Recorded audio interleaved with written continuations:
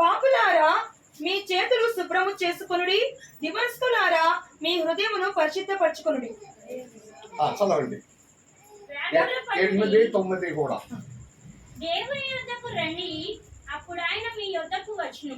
పాపులారా మీ చేతులను శుభ్రము చేసుకొనుడి, దిమ్మనస్కులారా మీ హృదయములను పరిశుద్ధపరచుకొనుడి. వ్యాకులపడుడి, దుఃఖపడుడి, ఏడువుడి, మీ నవ్వు దుఃఖమునకును మీ ఆనందం చింతకును మార్చుకొనుడి. అందరు వింటారా? హల్లెలూయా. యాకోబు అపోస్తలుడు మనకు నేర్పించిన అమూల్యమైన క్రైస్తవ జీవితం నిజంగా మనము కోరుకున్నారు.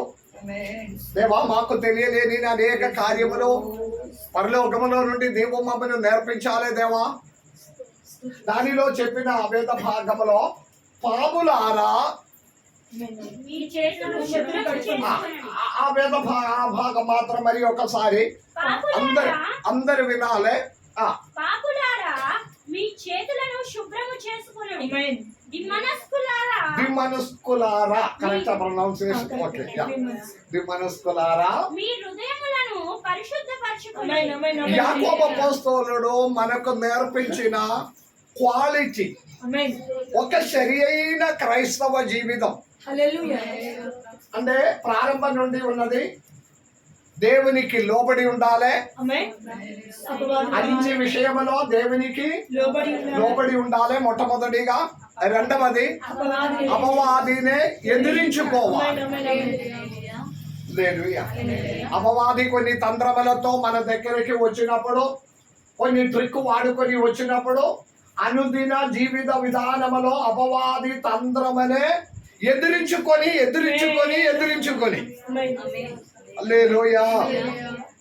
ప్రతిరోజు అపవాది మమ్మను శోధిస్తుంది. ఈ రోజు కూడా ఇప్పుడు సాయంకాలం ప్రార్థనకి బయలుదేరడానికి మీరు మనస్ఫూర్తిగా కోరిన సమయంలో కూడా ఒకవేళ ఎన్నో ఆటంకాలు, సమయంలో రాకుండా, కూర్చోకుండా, ఆ పాలు పొందకుండా ఉన్న విధంగా అపవాది పోరాడుతుంది.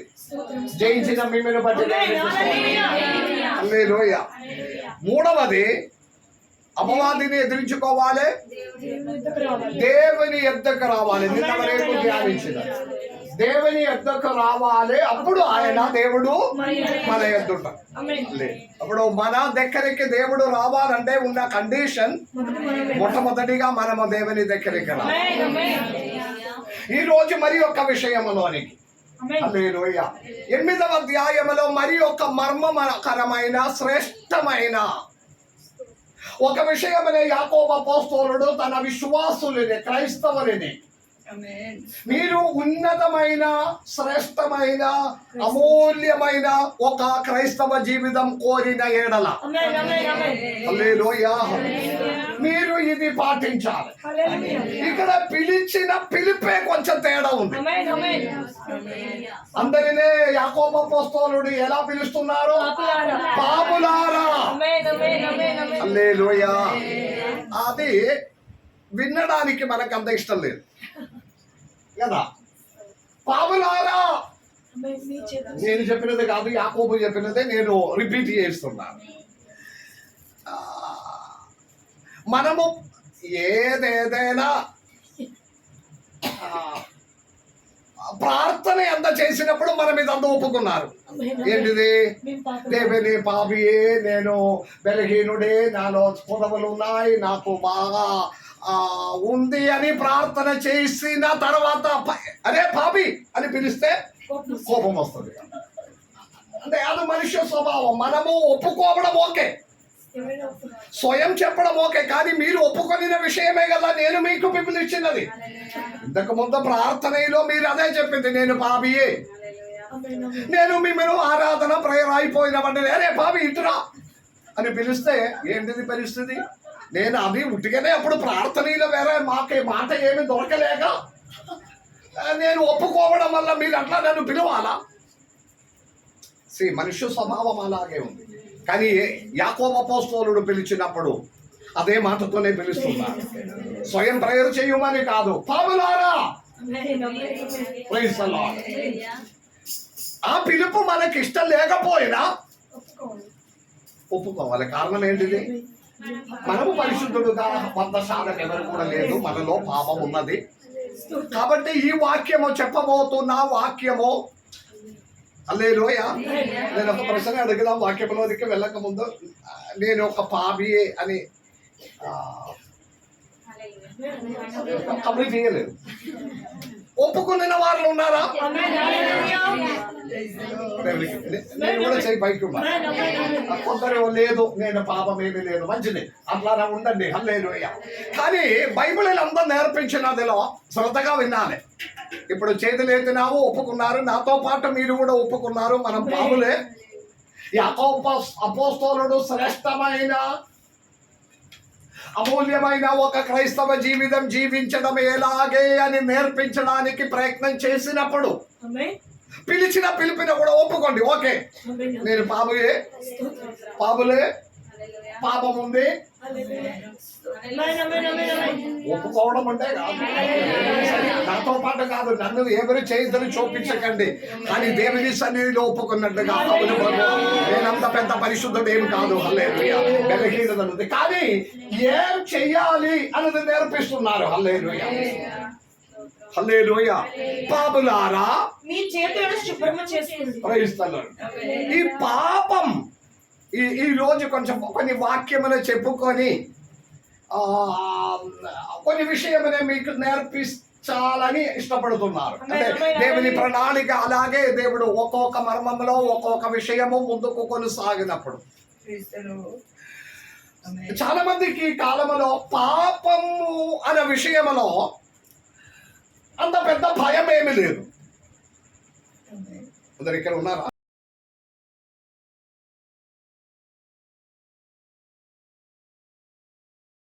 కూడా లేదు. హల్లెలూయా. అది పాపమా కాదా? ఆ పాపమని అది పెద్ద పాపమా, ఇది పెద్ద పాపమా, మేము మాత్రమే పాపం చేస్తున్నారా, వేరే ఎవరు కూడా పాపం చేయడం లేదా?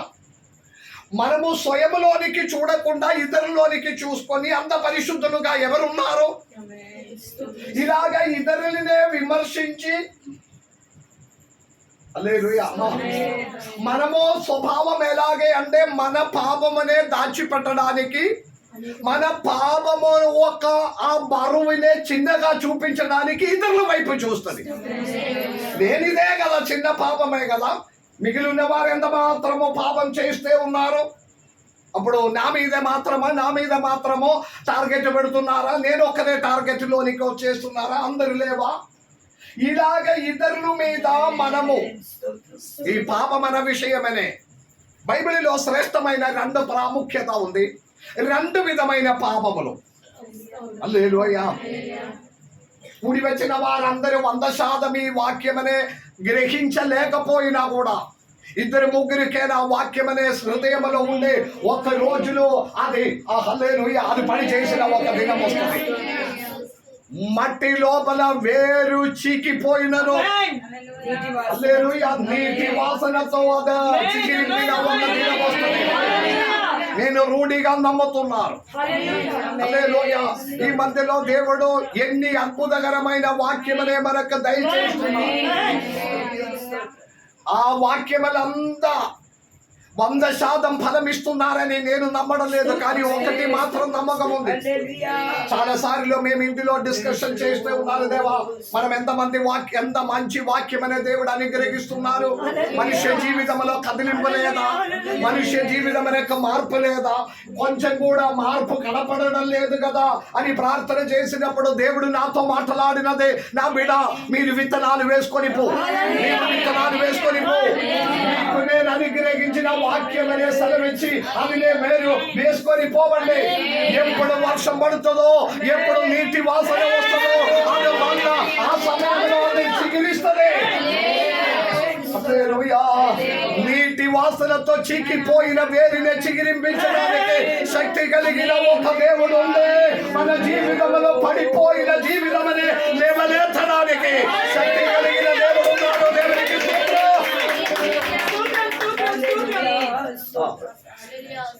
2 విధమైన పాపం ఉంది.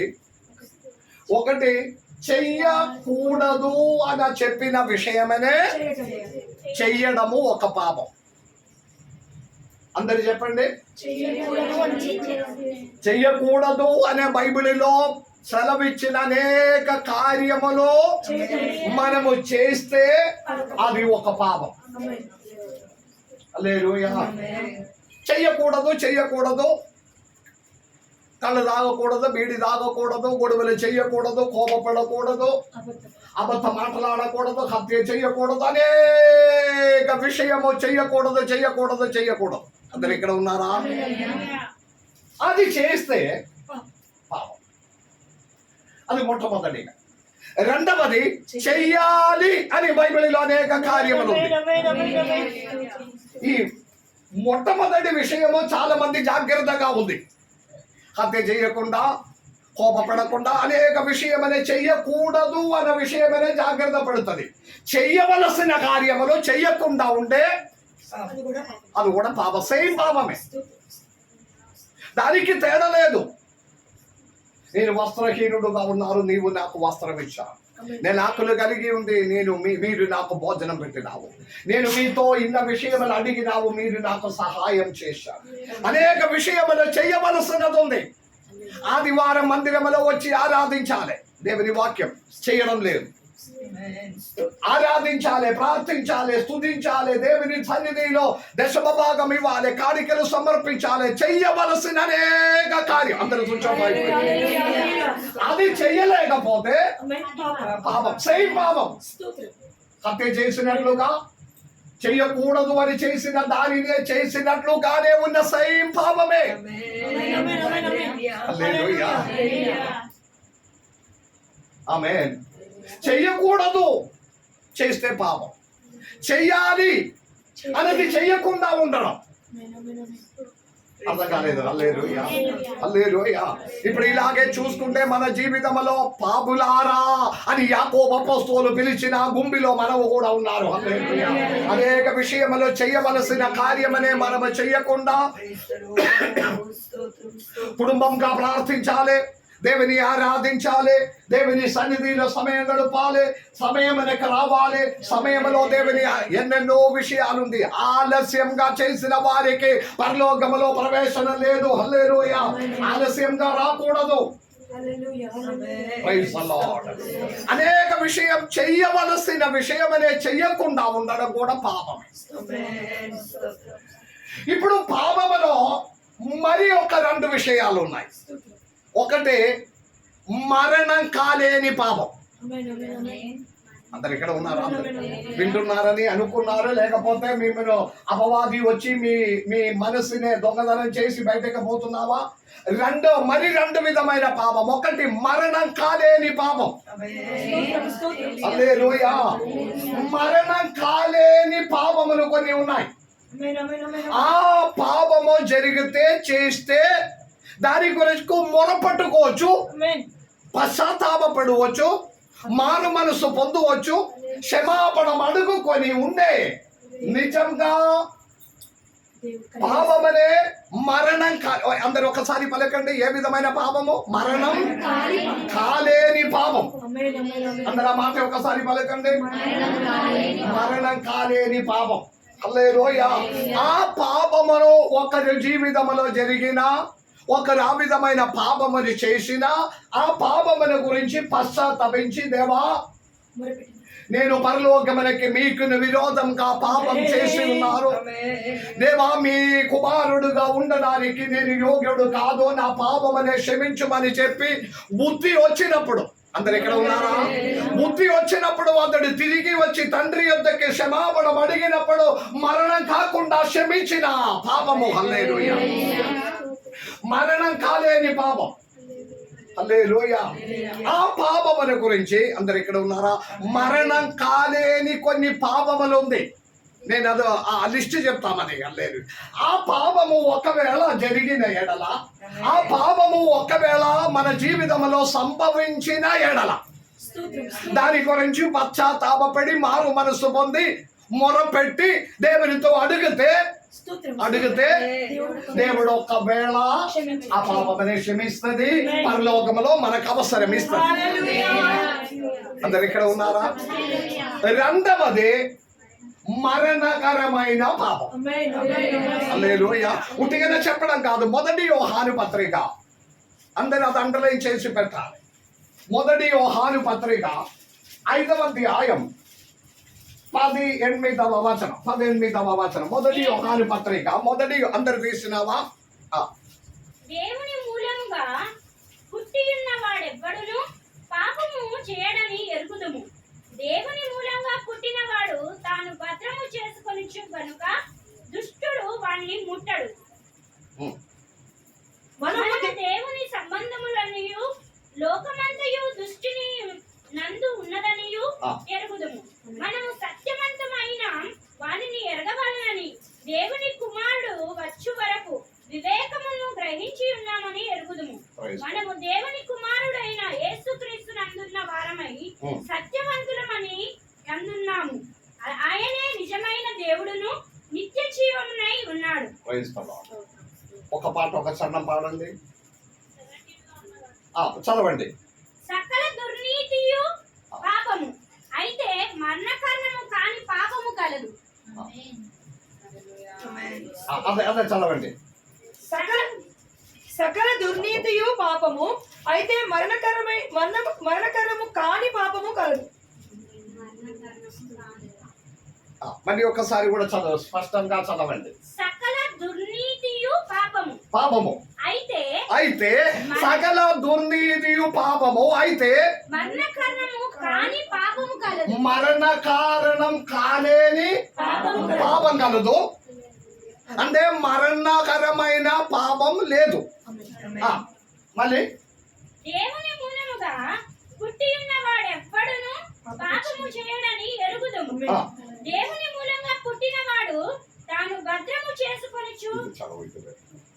മലയാളത്തിൽ ఒకసారి ചലോ.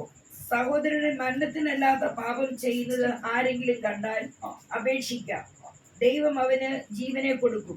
మరణത്തിనല്ലാത്ത పాపం ചെയ്യുന്നവർക്ക് మరణం. ఇక్కడ రెండు విషయం ఉంది. మీరు చదివినది నాకు క్లియర్ అవ్వట్లేదు. 16 అయితే అది చదవండి.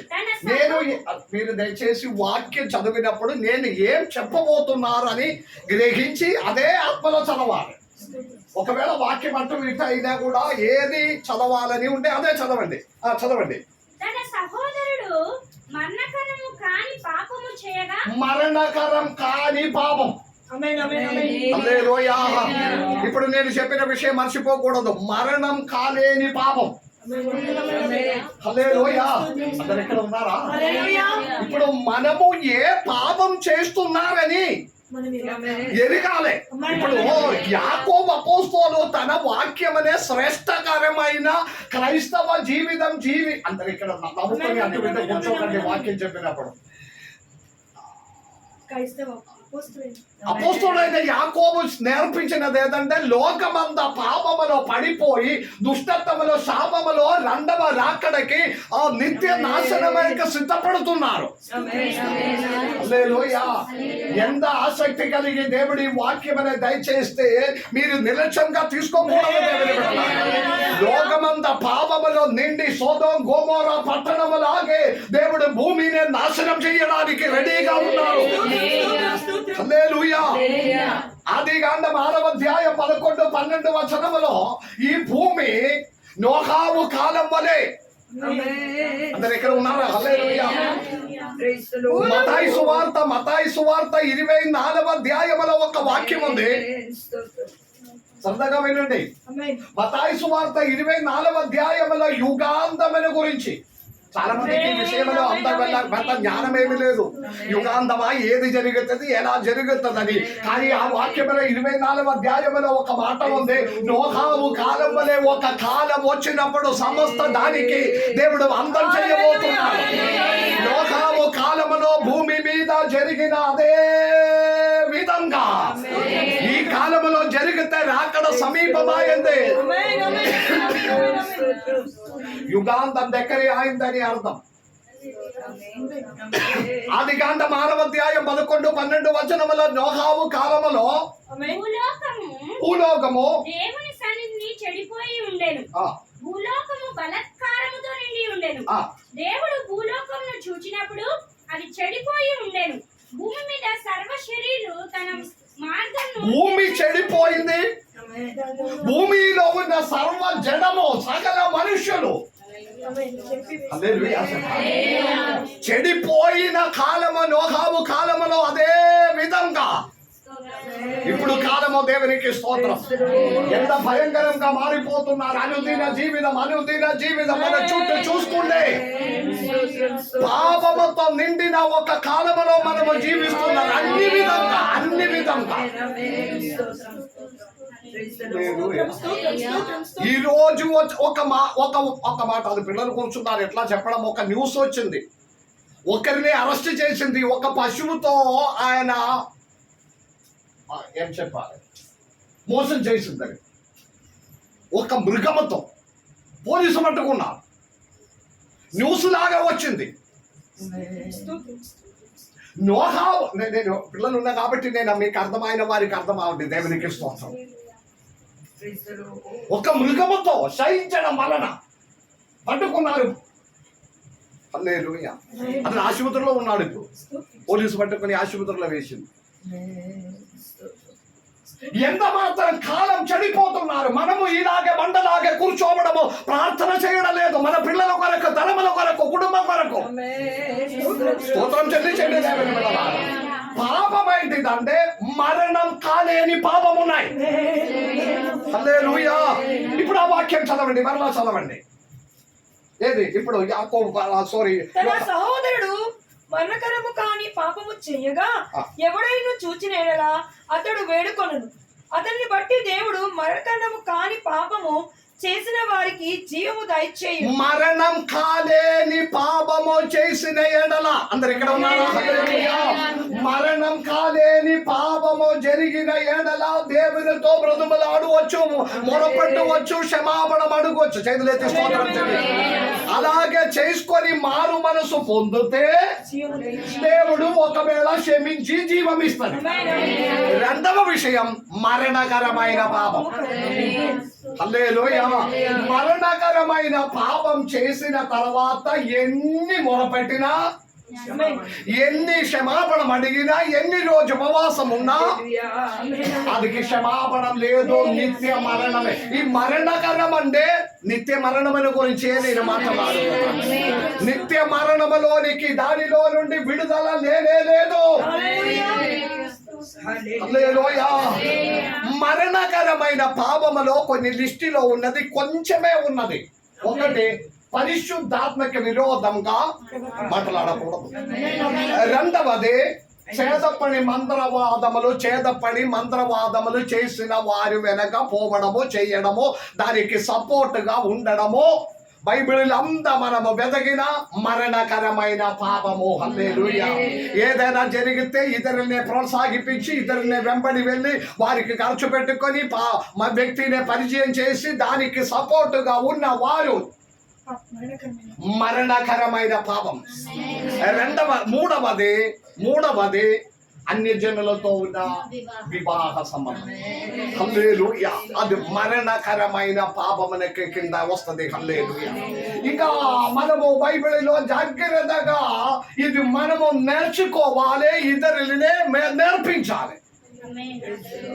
అందరికి సహాయం చేయండి, అందరినీ ప్రేమించండి, అందరితో సహవాసములో ఉండండి. కానీ దేవుడు ఏర్పరచిన వివాహ కార్యములో జాగ్రత్తగా ఉండాలి. హల్లెలూయా. మరణకరమైన పాపం. ఇప్పుడు యాకోబు అపోస్తలుడు పిలిచినది ఏంటిది? పాపులారా. హల్లెలూయా. పాపులారా. ఇప్పుడు ఒక విషయము ఇదంతా వినిన తర్వాత 4 విధమైన పాపముల గురించి నేను చెప్పాడు. ఎంతమందికి గుర్తుంది? ఇప్పుడు చేయి చూపించడం లేదు. ఒకటి చెయ్యకూడదు అన్న విషయమనే చేసినది పాపము. రెండవది చెయ్యవలసిన కార్యము చెయ్యకుండా పోతే అది కూడా పాపమే. ఇంకా పాపములో రెండు విధంగా ఉంది. మరణం కాలేని పాపములో ఏమేమి ఉంటుంది? మిగిలి ఉన్నదంతా హత్య చేసింది, వ్యభిచారం చేసింది, దొంగతనం చేసింది, అబద్ధ మాటలు ఆడినావు, ఏదో ఒకటి సాహచర్యమని బట్టి జరిగిపోయింది. దేవా, ఇక మీదట నేను అది చేయకుండా నేను జాగ్రత్త పడతా, నాతో క్షమించండి అని మొరపెట్టి దానిని ఒప్పుకొని విడిచిపెట్టి క్షమాపణం అడిగితే, అందరు ఇక్కడ ఉన్నారా? దేవుడు క్షమాపణ అడిగి మన నిత్య రాజ్యం నష్టమైపోకుండా కాపాడిన ఒక దేవుడు ఉన్నాడు. కానీ మరణకరమైన పాపం, నిత్య మరణం పొందవలసిన పాపం చెయ్యకుండా హల్లెలూయా జాగ్రత్తగా ఉండండి. అందుకే యాకోబు అపోస్తలుడు నేర్పించినది శ్రేష్టమైన క్రైస్తవ జీవితం అంటే ఎలాంటిది? హల్లెలూయా పాపముల గురించిన జ్ఞానం ఉండాలి. ఆది కాండములో బైబిలులో నుండియే పాపం మొదలైనావు. అపవాది అయిన సాతాన్ దిగి వచ్చి ప్రతి ఒక్కరిని ఈ పాపములోనికి లాగేయడానికి గర్జించు మాట ఎంత బెలే బేస్తుంది. గర్జించు సింహం వలె ఎవరిని మృంగుదామా అని మృంగిన తర్వాత కూడా మినిమం యోనాయన మొరపెట్టింది కడుపులో నుండి. ఇది మృంగిన తర్వాత కూడా మనం మొరపెట్టడం లేదు. చేతులు బయట యోనాయికి బుద్ధి వచ్చింది ఎప్పుడు? చాప కడుపులోనికి పోయినప్పుడు బుద్ధి వచ్చింది. మనకు అది కూడా రాదు. హల్లెలూయా తప్పిపోయిన కుమారునికి ఎప్పుడు బుద్ధి వచ్చింది? ఇప్పుడు వెదగాలి ఎప్పుడు బుద్ధి వచ్చిందని. అన్ని విడిచిపోయిన ఇప్పుడు పిల్లలకు ఒకటి ఉంది. తల్లిదండ్రులు మన మాట వినలేకపోతే వారిని బెదిరించడానికి ఒక బెస్ట్ మాట ఉంది. ఏంటిది? నేను ఇంటిలో నుండి వెళ్ళిపోదాం. పాప కష్టపడి పెంచి నోటిలో అన్నం పెట్టి పెరిగి పెట్టి పాలు తాగిపించి పెంచిన తర్వాత వారు అడిగినది చెయ్యలేకపోతే వెంటనే పలికిన ఒక మాట, నేను ఇంటిలో నుండి వెళ్ళిపోదా. నేనైతే వెంటనే బయటకు పంపిస్తాను, వెళ్ళిపో. మీరు పోయి ఊరంతా తిరిగి పందు తినేదంతా కూడా తిని దొరకలేనప్పుడు బుద్ధి వచ్చినప్పుడు రా. ఏ పేరెంట్స్ కూడా ఒప్పుకోవడం లేదు. ఇది నా వెర్షనే చెప్తున్నారు, మీ ఇష్టం, మీరు ఏదైనా. అంటే మనకు ప్రయోజనం లేని వారు. ఆమేన్.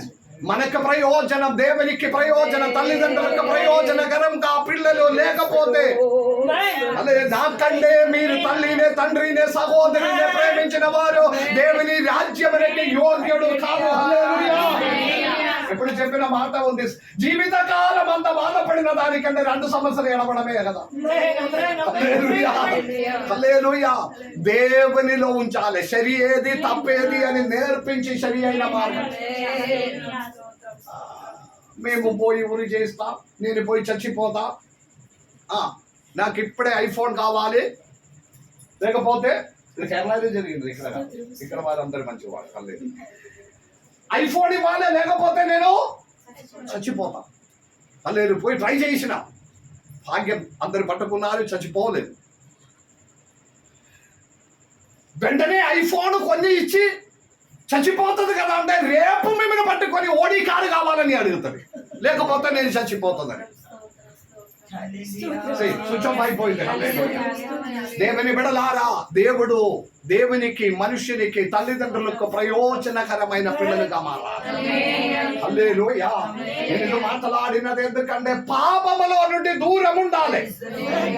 Praise the Lord. యోహాను సువార్త మొదటి పత్రిక, యోహాను పత్రిక చదవండి. మొదటి పత్రిక 5వ అధ్యాయం 18వ వచనం శ్రద్ధగా వినాలి. మొదటి ఆ వాక్యం మీకు గుర్తు రాలేకపోయినా చదివినప్పుడు వినండి. మొదటి యోహాను 5వ అధ్యాయము 18వ వచనం. తన సహోదరుడు మరణము ఆమేన్. అదే ఏంటిది? దేవుని మూలంగా జన్మించిన వారెవరు కూడా ఎరుగుదుము. దేవుని అందరు ఇక్కడ ఉన్నారా? దేవుని మూలంగా పుట్టినవాడు తను భద్రం చేసుకొను గనుక ఒక హల్లెలూయా. దేవునిలో నుండి జన్మించిన వారు తన తాను భద్రం చెయ్యుట వలన అపవాది తాను అలాంటి వారినే ముట్టకుండా భయపడతలే. దేవునికి స్తోత్రం. మోకరించిన కుటుంబం ఉండాలి, ప్రార్థించిన కుటుంబం ఉండాలి, ఆరాధనకి పోవిన కుటుంబం ఉండాలి. తల్లిదండ్రులు బైబిల్ పట్టుకొని చప్పట్లు కొట్టి పాటలు పాడి ఆరాధించినది చూసి పిల్లలేదు కానీ అలాంటి వారినే ముట్టడానికి అపవాది భయపడుతుంది. ఇది నేను చెప్పినది కాదు, యోహాను అపోస్తలుడు హల్లెలూయా యేసయ్య దేవుని శిష్యుడైన తాను ప్రేమించిన యోహాను రాసిన పత్రికలో ప్రైజ్ ది లార్డ్. అదే పత్రిక 2వ అధ్యాయం 15-16 వచనాలు చదవండి. కొందరు రాసి పెడుతున్నారు, మంచిదే, మీరు రాసి పెట్టుకోండి, లేకపోతే మీ మనసులో రాసుకోండి. హల్లెలూయా. యోహాను పత్రిక 2వ అధ్యాయం 15-16 వచనాలు. లోకమైనను లోకములో ఉన్న వాటినైనను ప్రేమింపకూడదు. లోకమునే ప్రేమించిన ఎడల తండ్రి ప్రేమ. ఇప్పుడు సముద్రములో ఒక షిప్, సముద్రములో నీళ్ళ మీద ఓడ కదా, ఆ ఓడ సముద్రం నీళ్ళు పైన ఉంది. సముద్రము లోకము, ఓడ మన జీవితం అని అనుకోండి. ఈ లోకములో ఉన్న సముద్రములో ఉన్న ఫిషెస్ అంతా తీసుకొని మనం బ్రతుకోవచ్చు. ఆ సముద్రమనే ఆ ఓడలో ఉన్న వారి కొరకు దేవుడు సృష్టించిన లోకం మన కొరకే. లోకములో అధ్వానించాలి, పని చేయాలి, ఉద్యోగం చేయాలి, చదివించాలి, దానిలో దొరికిన దానితో మనము బ్రతకాలి. సముద్రములో ఉన్న చేపలతో మనము బ్రతకాలి. అందరూ హల్లెలూయా చెప్పండి. కానీ ఈ సముద్రం ఓడ లోపలికి రాకూడదు. ఈ సముద్రములో ఉన్న నీళ్ళందయో ఆ ఓడ లోపలికి వచ్చేస్తే మునిగిపోతుంది. అది మాత్రం జాగ్రత్తగా ఉండాలి. లోకములో ఉండండి, లోకములో అనుగ్రహించిన వాడుకోండి, సంతోషముతో ఉండండి, కానీ ప్రేమించకూడదు. ప్రేమించడం దేవుని మాత్రమే. లోకములో ఉన్న వాటినే ప్రేమించకూడదు, వాడుకోండి. అర్థమైన వారి దేవునికి స్తోత్రం చెల్లించు. హల్లెలూయా. తర్వాత నేత్రాశ, ఉన్నదంతయు అనగా శరీరాశయు నేత్రాశయు జీవకుడంబమును తండ్రి వలన పుట్టినవి కావు.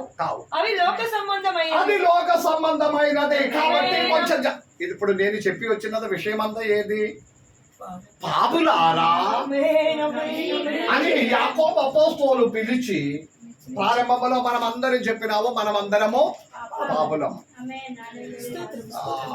100% పరిశుద్ధులుగా ప్రపంచంలో ఎవరు లేదు, జీవించడం సాధ్యం కాదు. కోపం వచ్చినా కోపము పాపమే. కోపం కూడా అసలు రాలేని వారు ఉన్నారా? హల్లెలూయా. ఏదో ఒకటి, కానీ దానికి కూడా క్షమాపణ అడిగితే మరణ కాకుండా కాపాడిన ఒక దేవుడు. ప్రార్థనలో నీకు కూర్చున్నప్పుడు అదే మనమ ప్రార్థన చేసి, దేవా తెలిసి తెలియనా నీ నా జీవితంలో జరిగిపోయినది వాటినే క్షమించండి అనే ప్రార్థన రోజు చేయడం తప్ప ఇది నేను మానేయడం లేదు. అదే అట్లా మనము ఉండకూడదు. హల్లెలూయా. యోహాను పత్రిక 3వ అధ్యాయంలోనికి రండి. అదే పత్రిక 3వ అధ్యాయం 9 నుండి చదవండి. దేవుని మూలముగా పుట్టిన ప్రతి వానిలో ఆయన బీజము ఒక్క నిమిషం దేవుని బిడ్డలారా, మీకు సాధ్యమైతే చదవచ్చిన వారు ఈ యోహాను పత్రిక, మొదటి పత్రిక ఒకసారి మీరు జాగ్రత్తగా ఇంటిలో ఖాళీగా ఉన్నప్పుడు, చాలా బోరింగ్ అనిపించినప్పుడు, వేరే ఏది చెయ్యాలి అని అనిపించిన టైం ఏదైనా ఉంటే బైబిల్ తెలిసి చదవండి. ఎందుకంటే వేరే టైంలో ఎప్పుడు కూడా మనం చదవదు కదా. హల్లెలూయా. ఆదివారం తీసుకుపోయి అక్కడ పెట్టడము, మళ్ళీ వచ్చే ఆదివారం దుమ్మమ్మ దులుపుకొని ఆ బైబిల్ తీసుకురావడమే ఉంది. హల్లెలూయా. రోజు చదివిన అందరి గురించి కాదు, దేవునికి స్తోత్రం. చదివిన వారు ఉన్నారు, దేవునికి స్తోత్రం. ఒక ప్రశ్న ఇప్పుడు అడుగుదాం, క్యాలెండర్ ప్రకారం బైబిల్ చదివిన వారు ఎంతమంది ఉన్నారు? నేను ఉట్టిగానే అది ప్రింట్ చేసి ఇస్తున్నారు. హల్లెలూయా. కార్డు లేదు, ఉంది కానీ చదువు లేదని చెప్తే నేను కోపం వస్తుంది. నేను అందరికి ఇచ్చిన ఎక్స్ట్రా కూడా కావాలంటే ఇచ్చేస్తాను, అడిగి తీసుకోవాలి. ఓకే, కొందరు మేము ఆ కార్డు ప్రకారం కాదు, నేను ఆది కాండం నుండి చదువుతూ ఉన్నారని చెప్పిన వారు ఉన్నారు. ఆది కాండం నుండి చదివిన వారు ఎప్పుడు కూడా ఇప్పుడు వరకు ముగించలేదు. ఎందుకంటే దినవృత్తాంత గ్రంథం వచ్చినప్పుడే మొత్తం పేర్లే, మళ్ళీ వెంటనే మత్తాయి సువార్తలోనికి పోతుంది. ఇది అన్ని పేర్లు మాకేం అర్థం కావట్లేదు, మత్తాయి మొదలు పెడతాం. న్యూ టెస్టిమెంట్ అంటే కొత్త నిబంధన అంటే అర్థం. కొత్త నిబంధన చదివి వచ్చినప్పుడే అక్కడ మొత్తం దావీదు సందడిగా పెట్టినవాడు అబ్రహాం సందడి ఆ పేరు, అయ్యో ఇది మొత్తం పేరే ఉన్నది. మళ్ళీ అపోస్తల కార్యం ప్రారంభించు, మళ్ళీ మడత పెడతాం, మడకబడి ఇదన్నీ మనకు అర్థం కాదు. అందుకే ఒక ఆర్డర్ ఉండాలి, ఒక క్రమం ఉండాలి, ఒక పద్ధతి ఉండాలి. ఆ కాయలో సంఘస్థలు అందరూ ప్రతి రోజులో ఒకే వేద భాగం చదవాలి. హల్లెలూయా. చదివి ప్రార్థన చేయాలి, ధ్యానించాలి అనే ఉద్దేశంతో ఈ వాక్యం అంతా ఎందుకమ్మా? మనము దేవుని దగ్గరికి రావాలి. అనుదినం వాక్యం వినుట వలన మనము దేవుని దగ్గరికి రావడానికి చివరిగా ఉద్దేశం ఒకటి మాత్రమే ఉంది. దేవుని బిడ్డలారా, పరలోక రాజ్యములో పేరు పిలిచినప్పుడు మన పేరు కనపడాలి. మనము మన కుటుంబస్తుల పేరు దేవుని రాజ్యములో కనపడాలి. పేరు పిలిచుచుండగా మన పేరు కనపడాలి. ఎంతమందికి ధైర్యం ఉంది? యేసయ్య దేవుడు అక్కడ సమయంలో తాను పేరు పెట్టి పిలిచిన ఎడల ఆ పిలుపులో నా పేరు కనపడుతుందని నమ్మకం ఉన్నవారు మాత్రం దేవునికి స్తోత్రం చెల్లించండి. హల్లెలూయా. దేవుని బిడ్డలారా, యోహాను సువార్త 3వ అధ్యాయం 9వ వచనం నుండి, దేవుని మూలముగా పుట్టిన ప్రతి వానిలో ఆయన బీజము నిలిచెను కనుక వాడు పాపము చేయడు. వాడు దేవుని మూలముగా పుట్టిన వాడు కనుక పాపము చెయ్యడు. అందరూ వింటున్నారా? మళ్ళీ అది నేను రిపీట్ చేయడానికి సమయం లేనందువలన ఒకసారి చదివి అవేద భాగమనే విడిచిపెడుతున్నారు. జాగ్రత్తగా వినాలి. మళ్ళీ ఒకసారి దేవుని మూలముగా పుట్టిన ప్రతి వానిలో ఆయన బీజము నిలుచును గనుక వాడు పాపము చెయ్యడు. వాడు దేవుని మూలముగా పుట్టిన వాడు కనుక పాపము చెయ్యజాలడు. దీనిని బట్టి దేవుని పిల్లలెవరో అపవాది పిల్లలెవరో తేటపడును.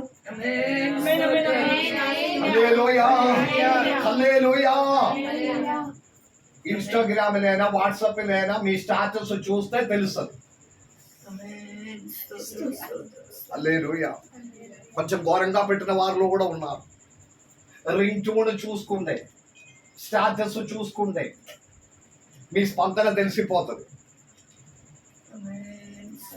స్విచ్ ఆఫ్ అయిపోయినా అసలు మాకు ఇదేమి తెలియదు, మాకు ఇదేమి లేదు, సాధారణ ఒక ఫోనే మనకు ఉన్నది. హల్లెలూయా.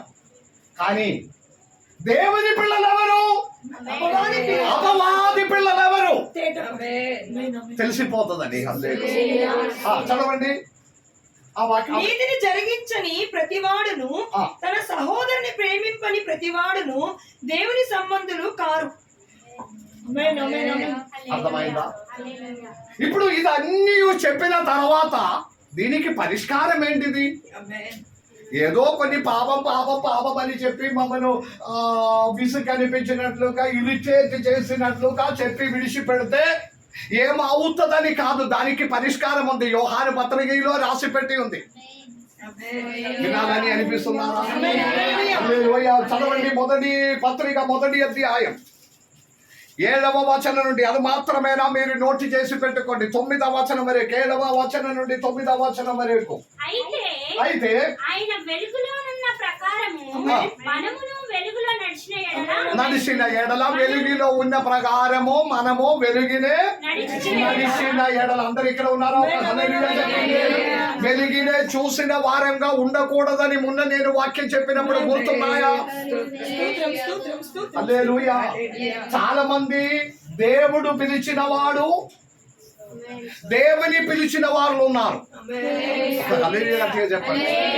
దేవుని పిలిచిన వారు ఉన్నారు, దేవుడు పిలిచిన వారు ఉన్నారు. హల్లెలూయా. దేవుని పిలిచిన వారు ఎవరు? దేవా దేవా అని, ప్రభువా ప్రభువా అని నన్ను పిలిచిన వారు ఎవరు కాదు, తండ్రి చిత్తం చేసిన వారమే పరలోకం. మనం అవసరం వచ్చినప్పుడల్లా దేవా అని పిలుస్తుంది, అవసరం వచ్చినప్పుడు ప్రభువా అని పిలుస్తుంది. మనకు అవసరం వచ్చినప్పుడు, బాధలు వచ్చినప్పుడు, కష్టాలు వచ్చినప్పుడు, రోగం వచ్చినప్పుడు, మన పిల్లల చదువు వచ్చినప్పుడు, రిజల్ట్ వచ్చినప్పుడు, వివాహం వచ్చినప్పుడు, అప్పు జరిగినప్పుడు దేవా దేవా దేవా అని పిలుస్తుంది. వారి ఎవరు దృష్టికి గొప్పవాడు కాదు, దేవుడు పిలిచిన వాడు. హల్లెలూయా. దేవుడు పిలిచిన వాడు ఎంతమంది ఉన్నారు? నమ్మకం. హల్లెలూయా. ఒక ప్రశ్న అడుగుదా, మీరు మీరు దేవుని బిడ్డలారా ఎప్పుడు దేవునిలోనికి వచ్చారు? జవాబు చెప్పగలుగుతుందా?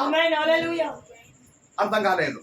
మీరు యేసయ్య దేవునిలోనికి ఎప్పుడు వచ్చాడు, ఎలా వచ్చారు? ప్రశ్న క్లియర్ అయిందా? మీరు దేవునిలో, యేసయ్య దేవునిలోనికి ఎప్పుడు వచ్చారు, ఎలా వచ్చారు? హల్లెలూయా. నాకు ఒక అనారోగ్యం వచ్చినప్పుడు, కరోనా వచ్చినప్పుడు, మరణం దగ్గర ఆవినప్పుడు నేను దేవునితో బ్రతుములు ఆడినావు. దేవుడు నన్ను దానిలో నుండి విడిపించింది. యాక్సిడెంట్ జరిగింది, యాక్సిడెంట్ లో నుండి దేవుడు కాపాడినావు. అదే విధంగా దేవుడిలోనికి నేను అప్పుడు వచ్చాను. ఈ విధమైనది ఏదైనా మీరు మీరు అందరు ఇక్కడ ఉన్నారా? ఇప్పుడు జవాబు చెప్పి వెళ్ళిపోవాలి. నేను ఆశీర్వాదం చెప్పాలంటే దీనికి జవాబు చెప్పాలి. మన క్రైస్తవ జీవితంలో మీరు ఎప్పుడు ఎలా వచ్చిందని మనకే తెలుసుకోవాలి. ఏదో ఏదో ఒక రోజులో అలాగే జరిగిపోయింది, వచ్చేసింది. దేవుని కృష్ణ అలాగే ఉండకూడదు. అందరూ వచ్చారు, నేను కూడా వచ్చాను. అది ఎప్పుడు వచ్చిందో ఎలా వచ్చిందో మాకు తెలియదు. నేను దేవునిలోనికి వచ్చేసాను. సైలెంట్ అయిపోయి. నేను అడిగిన ప్రశ్న అర్థమైందా? రెండు ప్రశ్న అర్థమైందా? రెండు ప్రశ్న, ఎప్పుడు వచ్చారు, ఎలా వచ్చారు? జవాబు చెప్పాలి. దేవునికి స్తోత్రం. ఇటు ఇటు ఇటు నేనే ప్రశ్న అడుగుతున్నారు, నా వైపే చూడాలి. దేవునికి స్తోత్రం. మనం దేవునిలోనికి ఎలా వచ్చారు, ఎప్పుడు వచ్చారు? హల్లెలూయా. చెప్పవచ్చు. ఒకవేళ దేవుని వాక్యం వినినప్పుడు అందరూ అలాగే ఉన్నారా లేదా నాకు తెలియదు. ఏదో ఒకటి దేవుని వాక్యం. ఫస్ట్ నేను ఉట్టిగానే వచ్చినావు,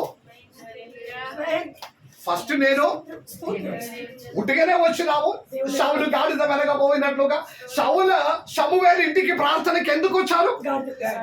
వేరే విషయం కొరకు వచ్చారు. రవి గారు ఏమనుకున్నారో అన్ని ఇంటికి రవి గారు వచ్చారు. కానీ రవి గారి ఇంటికి నేను పోవలేకపోతే ఆయన ఏం ఫీల్ అవుతుంది? ఒకవేళ నేను పోవలేకపోతే అతడు నా ఇంటికి రాలేకపోతే ఏమో. కాబట్టి వెళ్దా. హల్లెలూయా. మీరు ఏ ఉద్దేశంతో వచ్చారు?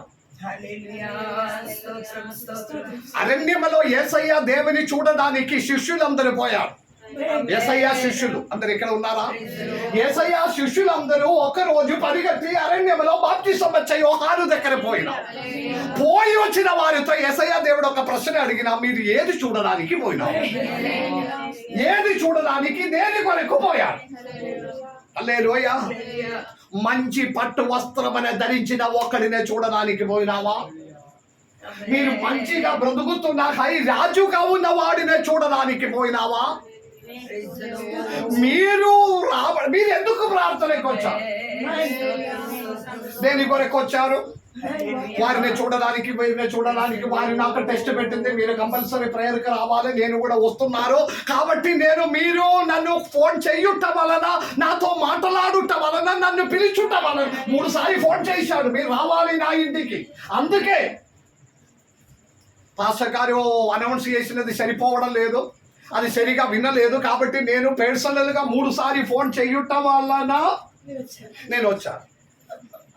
ఉద్దేశం మారిపోయింది. హల్లెలూయా. నేను దేవుని స్వరం వినడానికి, దేవుని మాట వినడానికి, దేవుని సన్నిధిలో దగ్గర నిలబడడానికి, అపవాదితో ఎదిరించడానికి, నేను నన్ను బలపరచడానికి. ఎంత తన శిష్యులతో అడిగినాము, మీరు దేనికి పోయినా హల్లెలూయా అడిగిన దానికి కరెక్ట్ జవాబం చెప్పవలసిన ఒక సమయం రాబోతుందని తెలిసిన వారు దేవునికి స్తోత్రం చెల్లించండి. హల్లెలూయా. నేను తప్ప మీరు దేని వెనక మీరు వెళ్ళినా అది మీకు మంచిది కాదని దేవుడు నేర్పిస్తున్నాడు. హల్లెలూయా, హల్లెలూయా. కాబట్టి దేవుని బిడ్డలారా, మన క్రైస్తవ జీవితంలో ఇప్పుడు మనం చదివిన వేద భాగం ఒకసారి చదవండి. యోహాను పత్రికలో 1 యోహాను 1వ అధ్యాయం 7వ వచనం నుండి. అయితే ఆయన వెలుగులో ఉన్న ప్రకారము మనము వెలుగులో నడిచిన ఎడల మనము అన్యోన్య సహవాసము గలవారమై ఉందము. Praise the Lord. అప్పుడు ఆయన కుమారుడైన యేసు రక్తము ప్రతి పాపము నుండి మనల్ని పవిత్రులుగా మన పాపములకి పరిష్కారం దయచేయడానికి ఉన్న మార్గమనే దేవుడు చూపిస్తున్నాడు. చేతులెత్తి ఒక స్తోత్రం చెల్లించండి. మన గమ్యం ఏంటిది? మనం ఎందుకు వస్తున్నారు, ఎందుకు కూర్చున్నారు, ఎలాగే దేవునిలోనికి వచ్చారు? హల్లెలూయా. అది స్వయం పరిశోధన చేయాలి. నేను ఎలా దేవుని సన్నిధిలో, దేవుడు నన్ను పిలిచాడు, దేవుడు నన్ను ఏర్పరిచాడు. ఆయన వాక్యం వినడానికి, ఆయన సన్నిధిలో నిలబడానికి, నేను మందిరములో ఆలయములో ప్రార్థనకి నేను వస్తున్నాను. హల్లెలూయా.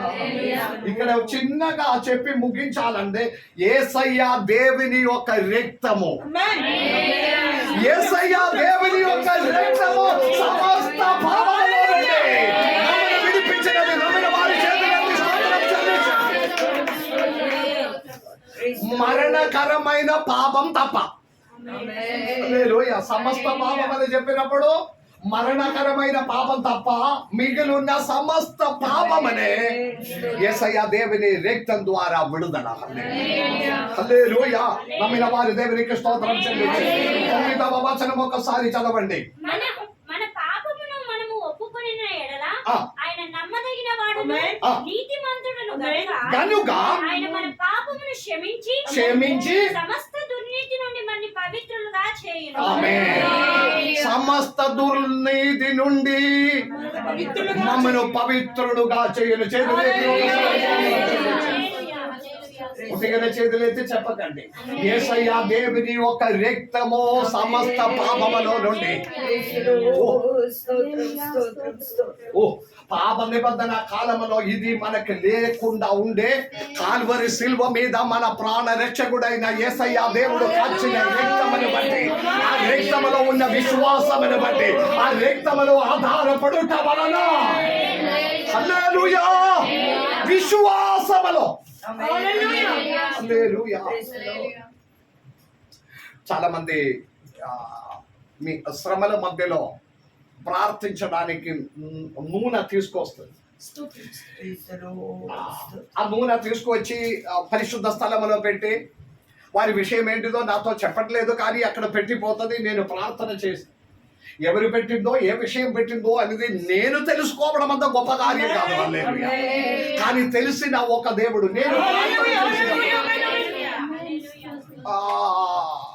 కొన్ని స్థలములో ఇట్లా చేస్తున్నారు కానీ నేను అదేది చూసి కాదు. నేను ప్రార్థన చేసినప్పుడు విశ్వాసముతో నేను ప్రార్థన చేసినప్పుడు యేసు రక్తం దానిలోనికి పడినట్టుగా నేను విశ్వాసంలో చూస్తుంది. ఇది యేసు రక్తంగా మారాలి.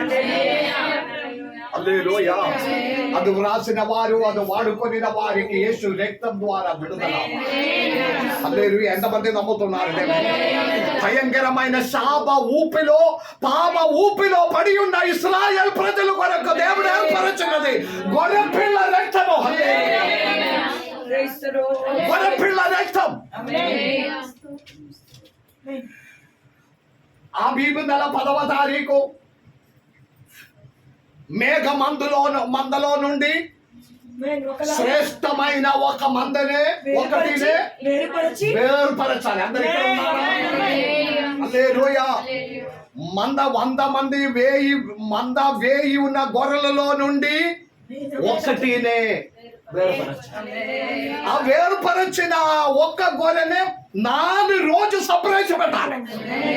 14వ తారీఖు వరకు నిర్గమకాండములో ఉంది అది. 4 రోజు పక్కన ఉన్నప్పుడు ఇది ఏడుస్తుంది. అందులో నుండి ఒకటినే పక్కన పెడితే ఏడిసి ఏడిసి ఏడిసి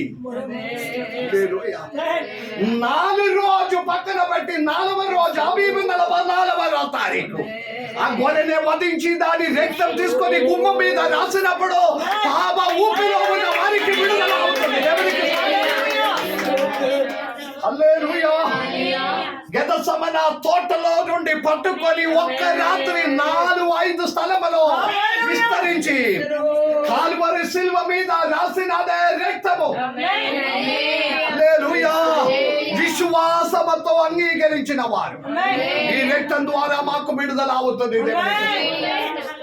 హల్లెలూయా. అనేక విషయమైన నేర్పించవలసినది నేను ఇక్కడ ఇది ముగిస్తున్నా. ఈ విషయములంతా చెప్పిన తర్వాత మనకు నేర్పించిన ఒకే ఒక విషయం, విశ్వాసముతో యేసయ్య రక్తము మనకు విడుదల దయచేస్తుందని నమ్మకముతో ఇంటికి వెళ్ళిపోవాలి. హల్లెలూయా. హల్లెలూయా. ఆ 9వ వచనం మరి ఒకసారి చదివి ముగించండి. మన పాపములను మనము ఒప్పుకొనిన ఎడల పాపమనే ఒప్పుకొనిన ఎడల ఆయన నమ్మదగిన వాడును. Praise the Lord. ఇక్కడ మరణం కాలేని పాపమనే రక్తం ద్వారా ఉన్న విడుదల ఎలాగే అంటే పాపమనే మనము అందరూ ఒక మాట చెప్పండి, పాపమనే మనము పాపమనే తెలుసుకోవాలి. అందరు ఇక్కడ ఉన్నారా? హల్లెలూయా. ఈ మొదటి పాపమా రెండవ పాపమా? ఏది మొదటి పాపం? ఏంటిది? చెయ్యకూడదు అన్న కార్యమనే చేసినది మొదటి, అదొక పాపం. రెండవ పాపము చెయ్యవలసినది చెయ్యకుండా ఉండడం ఒక ఇది దేనిలో ఉంది? మనము రెండు ఉన్నది. నేను నా గురించి చెప్తున్నా, రెండులో కూడా ఉండదు. అప్పుడు మనకు కావలసినది రెండవది ఆలోచన, మరణకరమైన పాపమా మరణం కాలేని పాపమా? నేను అనుకున్నంత వరకు దేవా మరణం కాలేని పాపం ఉంది, దానికి క్షమాపణ ఉంది కదా, మీ రక్తం ద్వారా విడుదల ఉంది కదా. పాపమనే ఒప్పుకొని మనకున్న బెస్ట్ ఎగ్జాంపుల్ దావీదే. తప్పిపోయిన కుమారుడే బుద్ధి వచ్చి తిరిగి వచ్చినప్పుడు పాపమనే ఒప్పుకొనినప్పుడు అతడు ఏమన్నారు తండ్రితో, తండ్రి నేను పరలోకమునకి నీకును విరోధంగా పాపం చేసి. హల్లెలూయా. తండ్రి ఏం చేశాడు? ఇంగరం తీసుకురా, బట్టలు తీసుకురా, మేకల కోసి అందరికి భోజనం పెట్టు, తప్పిపోయిన నా కుమారుడు ఇదిగో తిరిగి వచ్చాడు, కలిసి సంతోషించుకుందాం. ఈ మనస్సు కలిగిన ఒక దేవుడు ఉన్నాడని తెలుసుకొని పాపులారా అపోస్తలులు పిలుస్తున్నారు. మనము ఆయన మాటకి లోబడి రక్తం ద్వారా కడుగబడి విశ్వాసములో నడబడి రాకడ సమయంలో పేరు పిలిచినప్పుడు మన పేరు కనపడినట్లుగా చెల్లెలకి ఒక స్తోత్రం చెల్లించు. పేరు పిలిచినప్పుడు మన పేరు కనపడినట్లుగా. ఓ హల్లెలూయా. మన ముద్దు పేరు పిలుస్తుంది దేవుడు. నేను మీ కొరకు స్థలం సిద్ధపరచి ఉన్నా. Praise the Lord. దేవా నేను రెడీగా ఉన్నాను, ఇదిగా ఆ పిలుపు కొరకు వేచి ఉన్నా. పాపములో నుండి విడుదల పొందినట్లుగా మనం మమ్మల్ని ప్రయత్నం చేసుకుందాం. శ్రేష్టమైన అమూల్యమైన క్రైస్తవ జీవితం యాకోబు అపోస్తలులు నేర్పించిన మంచి పాఠమనే స్వీకరించి ముందుకు వెళ్దాం. ఈ వాక్యం ద్వారా దేవుడు మమ్మల్ని దీవించును కాక. ఆమేన్. అందరూ మోకరించి తల వంచండి. చివరి ప్రార్థనలో అమ్మగారు నడిపిస్తుంది. హల్లెలూయా. హల్లెలూయా.